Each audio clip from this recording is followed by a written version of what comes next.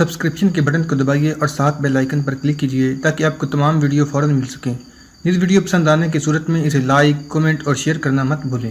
لیونش ایک بار پھر آگے بڑھا اور پہلے کی طرح پھر ہاتھ میں پکڑی ہوئی چھڑی کے ساتھ بسیط کو مارنا شروع کر دیا۔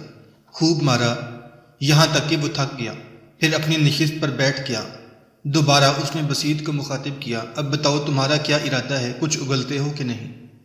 ہلکا سا تبسم بسیط کے چہرے پر نمودار ہوا، کہنے لگا، تم بھی مجھے کوئی نادان شخص لگتے ہو۔ دیکھو میں نے پہلے ہی تمہیں بتا دیا ہے، دیکھو اگر تم یہ خیال کرتے ہو کہ مار پیٹ سے میں جھوٹ کو سچ بنا کر پیش کر دوں گا تو میں اس گناہ کا مرتکب نہیں ہو سکتا، نہ میں ایسا کروں گا۔ پھر میں تم پر واضح کرتا ہوں، نہ میں کسی حسن کرسو کو جانتا ہوں اور نہ ہی اس شخص کا کعب بن عامر کی حویلی میں آنا جانا ہے، اس سے زائد میں کچھ نہیں جانتا۔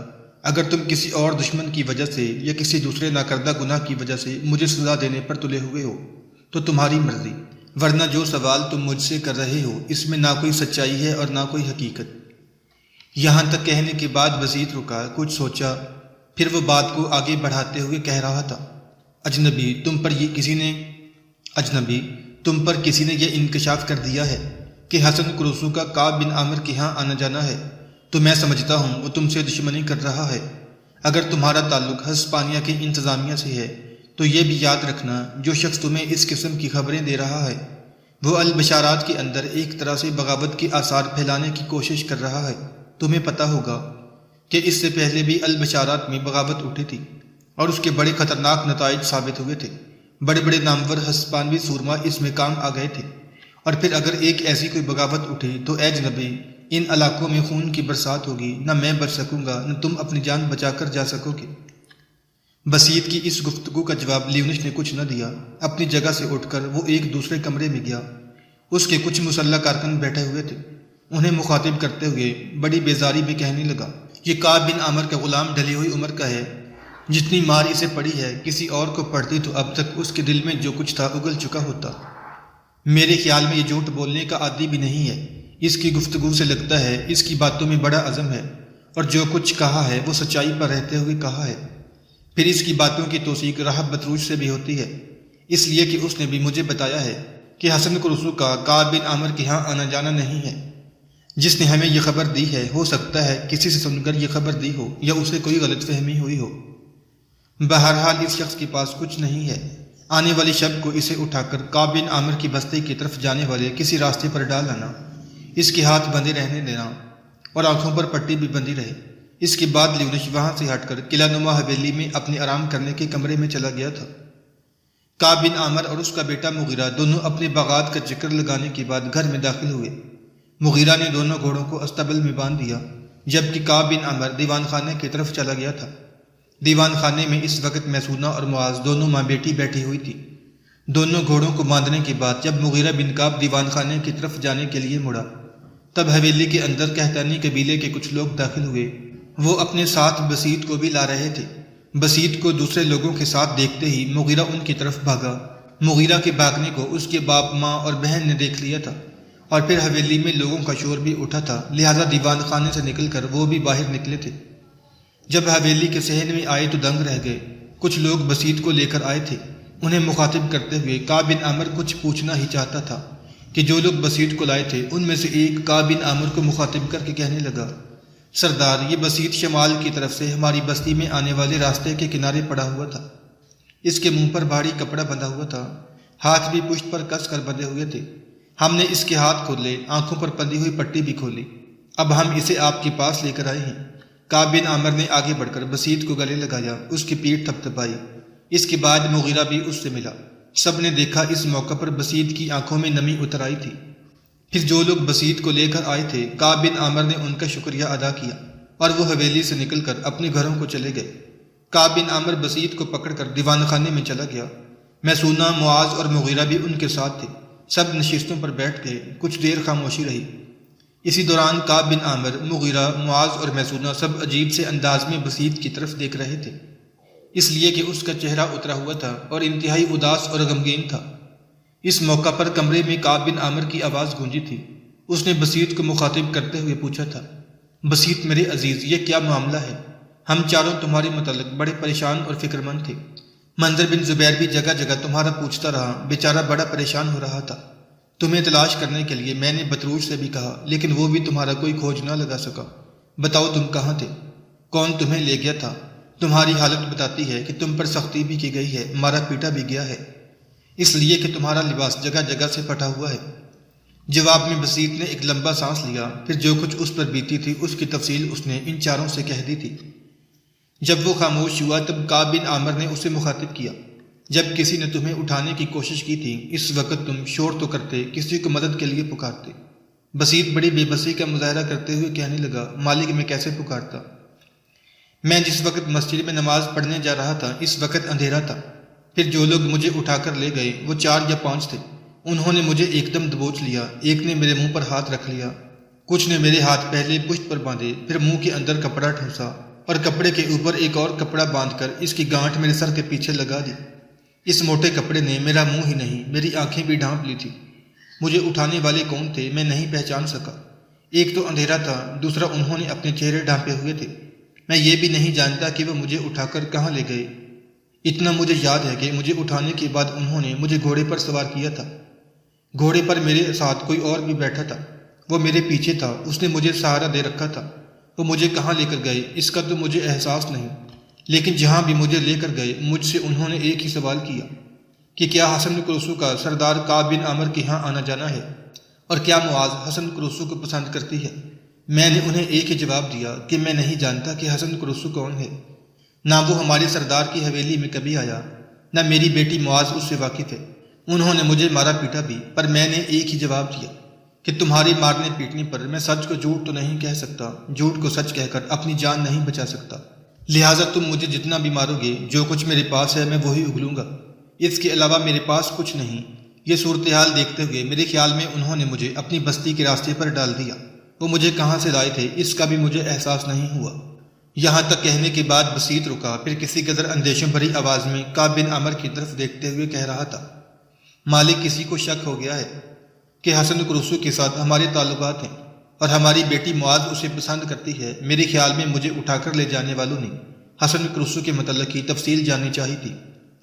اب مالک حسن قرسو کو ہماری حویلی میں نہیں آنا چاہیے، اگر ایسا ہوا تو پکڑا جائے گا، اور اگر ایک بار وہ پکڑا جائے تو بھیڑیے اسے چھوڑیں گے نہیں۔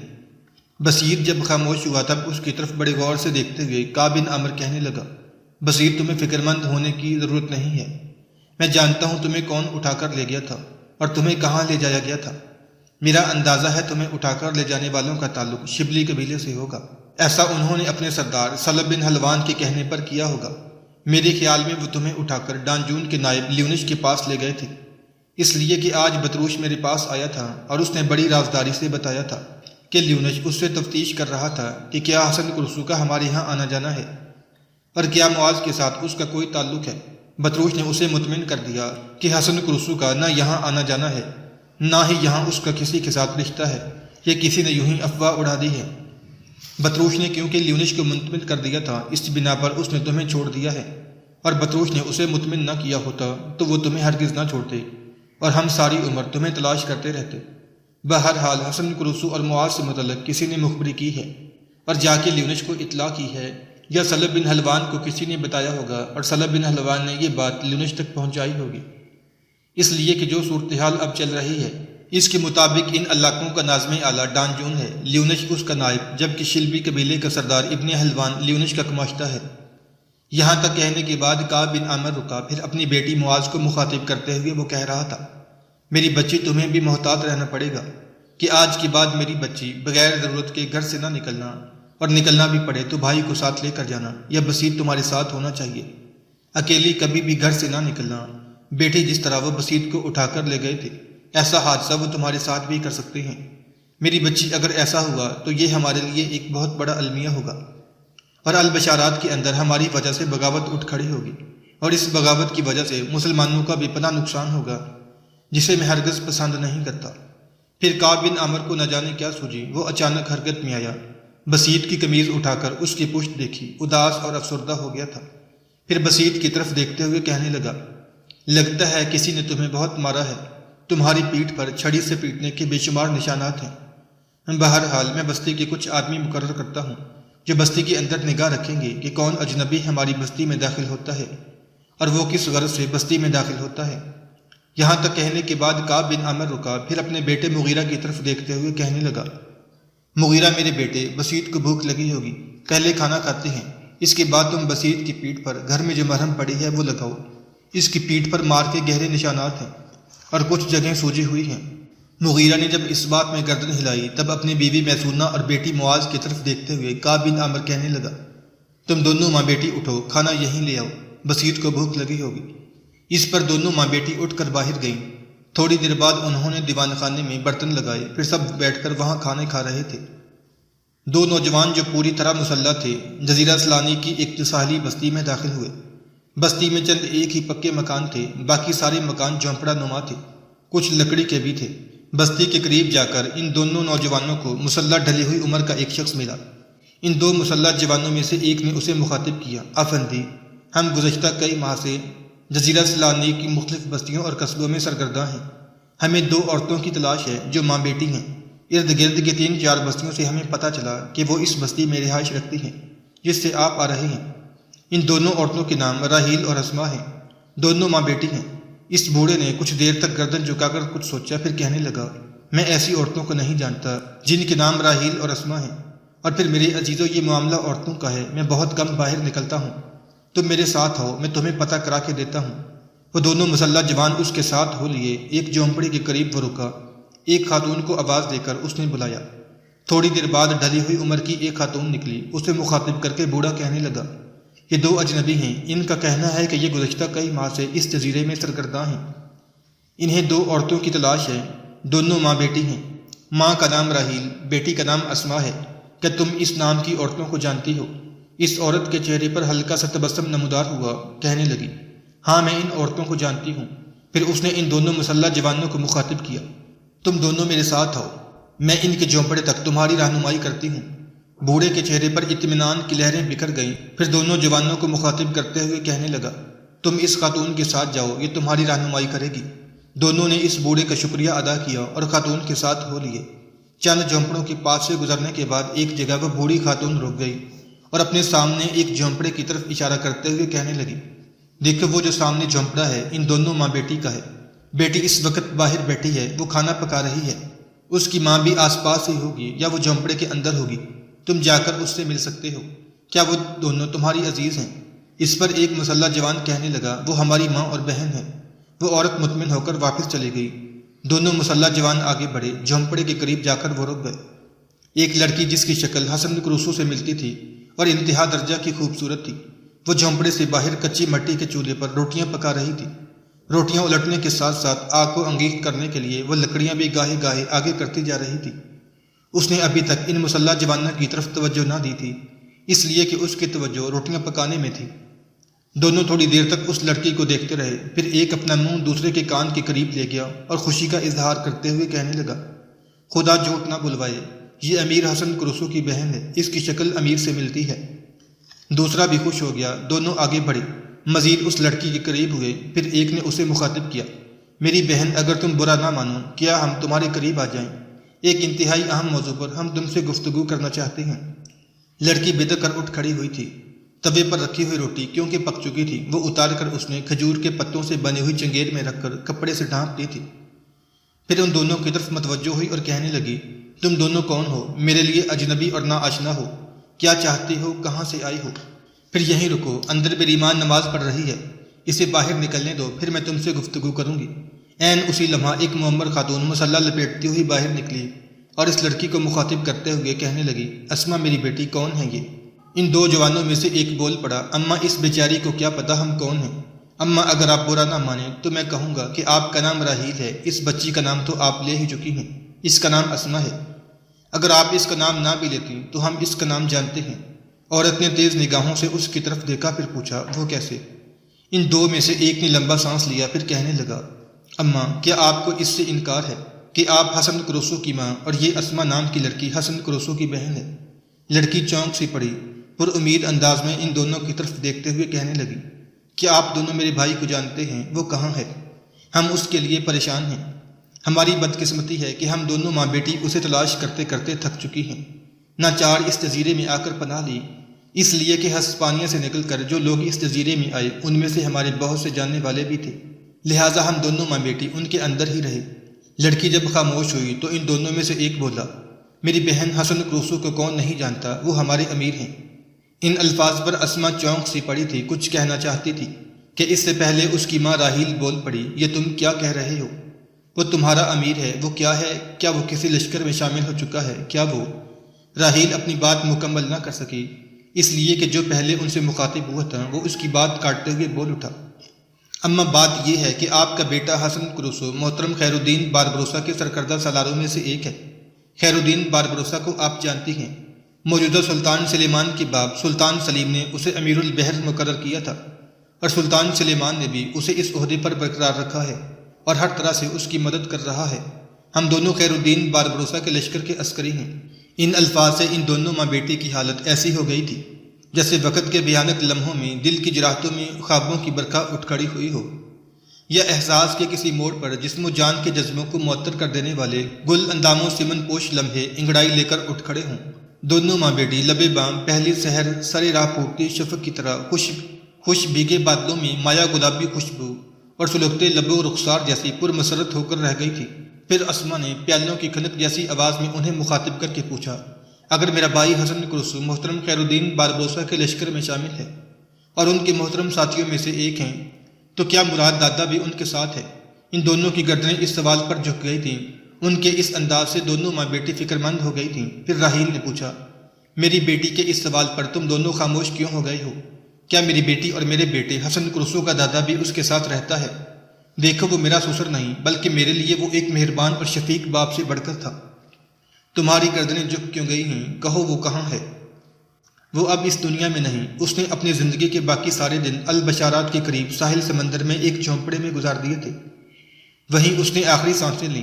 اس کی خوش قسمتی کہ اس کی موت حسن کروسو کے بازو میں ہوئی، اسے وہیں ساحل پر ہی دفن کر دیا گیا تھا۔ اس انکشاف پر دونوں ماں بیٹی دور تنہائی پر مرگ کی دستک کے نشانوں جیسی، اداس بے برگو بے ثمر درخت جیسی غمگین ہو گئی تھی۔ راہیل ہونٹ کاٹتی رہی اور اس کے ساتھ ہی ٹپ ٹپ بارش کے راگ کی طرح اس کی آنکھوں سے آنسو گرنے لگے تھے۔ اس کی ہچکیاں سسکیاں ابھریں۔ اس کے بعد وہ بیچاری زمین پر گرنے پڑنے کے انداز میں بیٹھ گئی اور بلند آواز میں رونے لگی۔ اسما بھی بری طرح رو رہی تھی، ساتھ ہی ساتھ زمین پر بیٹھ کر اپنی ماں کو سنبھالنے اور ڈھارس بھی دینے لگی تھی۔ وہ دونوں ان کے قریب حیران اور پریشان کھڑے تھے۔ اتنے میں ارد گرد کے جھونپڑوں کی بہت سی عورتیں اور مرد وہاں آن جمع ہوئے تھے۔ پھر ان میں سے ایک شخص نے ان دونوں کو مخاطب کیا، تم دونوں کون ہو اور یہ دونوں ماں بیٹی کیوں رو رہی ہیں؟ دیکھو، یہ اپنے عزیزوں سے بچھڑی ہوئی ہیں اور ہم نے اپنی بستی میں انہیں بہت عزت اور احترام سے رکھا ہوا ہے۔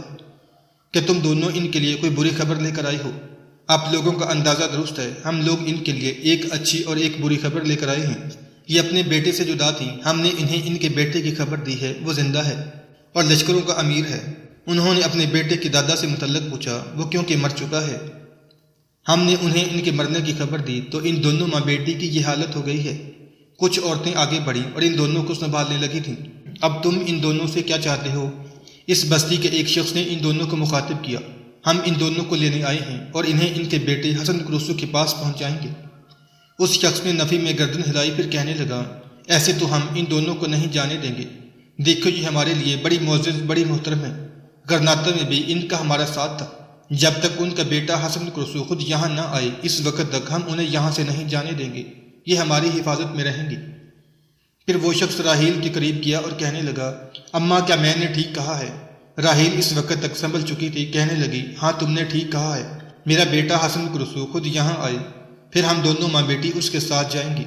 وہ شخص پیچھے ہٹا اور ان دونوں کو مخاطب کر کے کہنے لگا، دیکھو سورج غروب ہونے والا ہے، تم دونوں میرے ساتھ آؤ، ہم نے اپنی بستی میں مہمان خانہ بنا رکھا ہے، شب وہاں بسر کرو، تمہاری ہر ضرورت کا خیال رکھا جائے گا۔ اس کے بعد واپس جاؤ اور حسن کروسو سے جا کر کہو کہ اس کی ماں اور بہن زندہ ہیں اور وہ خود آ کر انہیں لے جائے۔ ان دونوں نے بھی اس سے اتفاق کیا، لہٰذا ایک شخص انہیں بستی کے مہمان خانے کی طرف لے گیا۔ مہمان خانہ 2 کمروں پر مشتمل تھا۔ دونوں کمرے لکڑی کے بنے ہوئے تھے، چھت بھی لکڑی کی تھی، لیکن سردی اور برف باری سے بچنے کے لیے ان کے اوپر مٹی کا کام کر کے اسے مخروطی شکل دے دی گئی تھی۔ ایک آدمی نے ان کے کھانے کا بہترین اہتمام کیا تھا۔ کھانا کھلانے کے بعد ایک کمرے میں ان دونوں کے لیے بستر لگائے اور کمرے کے اندر آتش دان تھا۔ اس کے اندر اس نے آگ بھڑکا دی تھی، اس لیے کہ سردی عروج پر آ گئی تھی۔ پھر ان کی خدمت کرنے والا شخص ان کے قریب بیٹھ گیا اور ان دونوں کو مخاطب کر کے کہنے لگا، میرے محترم مہمانوں، میں نے سنا ہے تم دونوں قسطنطنیہ سے آئی ہو۔ کیا تم قسطنطنیہ میں رہائش رکھتے ہو یا ویسے ہی تم قسطنطنیہ سے ہوتے ہوئے آئے ہو؟ ان میں سے ایک بولا، ہم قسطنطنیہ کے رہنے والے تو نہیں ہیں، لیکن اکثر و بیشتر ہمارا وہاں آنا جانا ہوتا ہے۔ کیا تم قسطنطنیہ سے متعلق کچھ جاننا چاہتے ہو جو اس طرح کی گفتگو کر رہے ہو؟ یہ شخص پرشوق انداز میں اس کی طرف دیکھتے ہوئے کہنے لگا، اصل میں مجھے جامعہ آیا صوفیہ دیکھنے کا بڑا شوق ہے۔ صرف شوق نہیں، دیوانگی کی حد تک شوق ہے۔ اگر تم دونوں میں سے کوئی زحمت محسوس نہ کرے تو مجھے جامعہ آیا صوفیہ کے متعلق تفصیل بتائے گا اور اس کی تاریخی پس منظر کے متعلق بھی مجھے آگاہ کرے گا۔ وہ دونوں تھوڑی دیر تک بڑے غور سے اس کی طرف دیکھتے رہے، پھر ایک کہنے لگا، میں تمہیں جامعہ آیا صوفیہ کی تفصیل بتاتا ہوں، تم فکر مند کیوں ہوتے ہو؟ تم ذرا یہاں میرے قریب ہو کر بیٹھو۔ تینوں آتش دان کے بالکل قریب بیٹھ گئے۔ پھر ان دونوں میں سے ایک اس خدمت کرنے والے کو مخاطب کرتے ہوئے کہہ رہا تھا، میرے عزیز، جہاں تک جامعہ آیا صوفیہ کا تعلق ہے تو یہ پہلے کلیسا ہوا کرتا تھا۔ اس کی تعمیر لگ بھگ 360 میں قسطنطین نام کے کیسر نے کرائی تھی۔ اس کے افتتاح پر قسطنطین نے یہ دعویٰ کیا تھا کہ آیا صوفیہ عظمت میں ہیکل سلیمانی پر فوقیت رکھتا ہے۔ قسطنطین کے ان الفاظ کا مدعا یہ تھا کہ یہودیت کے مقابلے میں عیسائیت برحق ہے۔ قسطنطین نے آیا صوفیہ کو بظاہر آرتھوڈکس کلیسا کا نام دیا، لیکن یہ در حقیقت صلیبی سربراہ کا مرکز تھا اور اسے نہ صرف مذہبی حیثیت حاصل تھی بلکہ سیاسی اہمیت بھی حاصل تھی۔